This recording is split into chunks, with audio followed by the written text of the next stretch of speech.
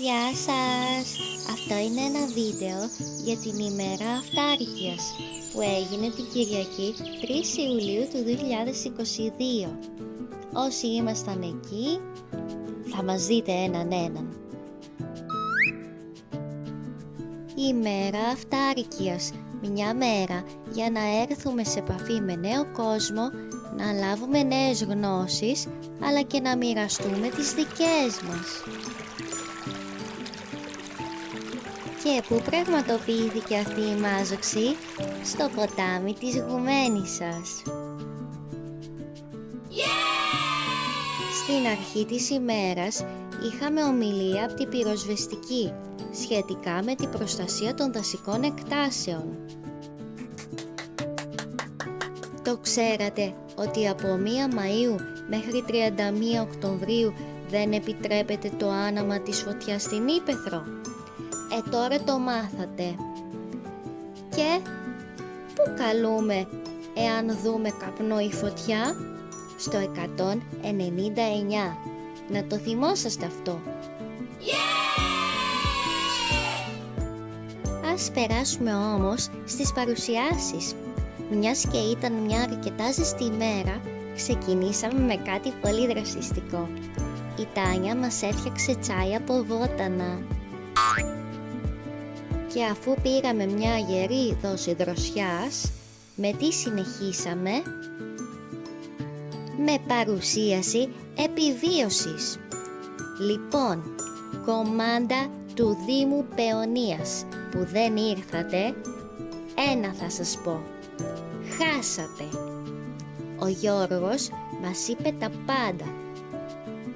Μάθαμε πολλά πράγματα σχετικά με τον εξοπλισμό που πρέπει να έχουμε μαζί μας στις πεζοπορίες, μέχρι και να στείλουμε τη σκηνή.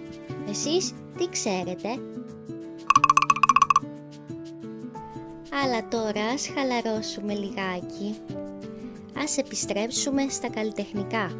Η Ευγενία μας έδειξε τις πανέμορφες κούκλες της που ταιριάζαν απίστευτα με το πράσινο τοπίο. Λες και βγήκαν από παραμύθι, δεν είναι?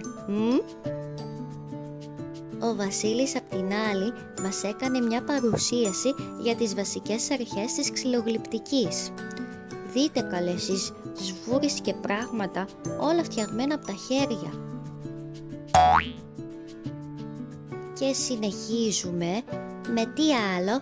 Παρασκευή μπύρας. Ναι, μπύρας, από το Γιώργο. Έμαθα κάτι και για την μπύρα. Η μαγική λέξη είναι ο λυκίσκος. Χωρίς λυκίσκο δεν γίνεται μπύρα. Τέλος. Αυτό κράτησα. Εδώ μέσα γίνεται η ζύμωση της μπύρας.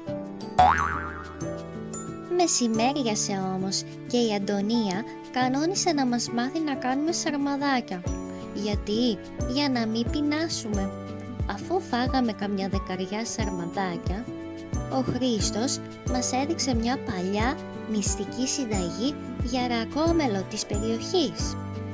Όπως μας είπε βέβαια, ήταν συνταγή για σιρόπι όταν κάποιος ήταν άρρωστος. Και μετά το τσούξιμο, ο κόσμος ήταν έτοιμος για κάθε λογής παρουσίαση. Έτσι συνεχίσαμε με μια σούπερ παρουσίαση για μακραμέ. Η Χρύσα μας έδειξε πώς να δέσουμε όλους τους κόμπους.